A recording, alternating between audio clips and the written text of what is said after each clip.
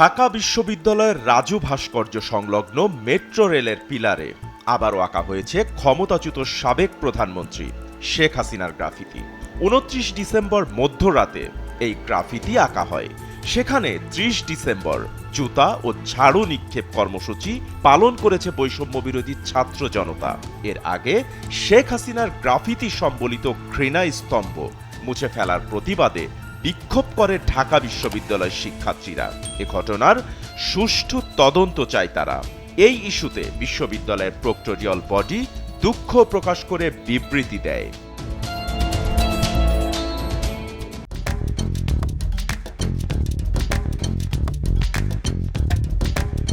বিশ্ববিদ্যালয়ের প্রক্টরের অনুমতিতে গভীর রাতে শেখ হাসিনার গ্রাফিতি মুছে ফেলার চেষ্টার ঘটনাকে প্রক্টরিয়াল টিমের অনিচ্ছাকৃত ভুল হিসেবে উল্লেখ করে দুঃখ প্রকাশ করে বিশ্ববিদ্যালয় প্রশাসন। ২৮ ডিসেম্বর দিবাগত রাতে ঘৃণাস্তম্ভ মুছে ফেলার কাজ শুরু হয়। ঘটনাটি জানাজানি হলে শিক্ষার্থীদের বাধার মুখে মাঝপথে মোছার কাজ বন্ধ হয়ে যায়।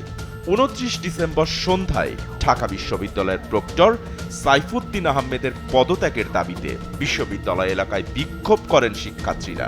এরপর মধ্যরাতে আবারও আঁকা শুরু হয় শেখ হাসিনার গ্রাফিতি। রাতভর চেষ্টা করে ঘৃণা স্তম্ভকে পুরনো অবয়বে আনার চেষ্টা করেন চারুশিল্পীরা। শেখ হাসিনার শাসনকালে মেট্রো রেলের রাজু ভাস্কর্য সংলগ্ন দুই পিলারে শেখ হাসিনা ও শেখ মুজিবুর রহমানের গ্রাফিতি আঁকে ছাত্রলীগ।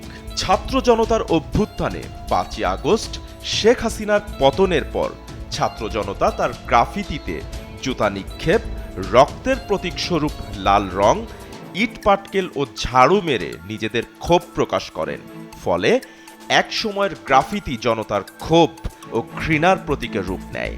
ফলশ্রুতিতে এটার নামকরণ হয় ঘৃণা স্তম্ভ। বাপ্পি খান, এসএ টিভি, ডিজিটাল।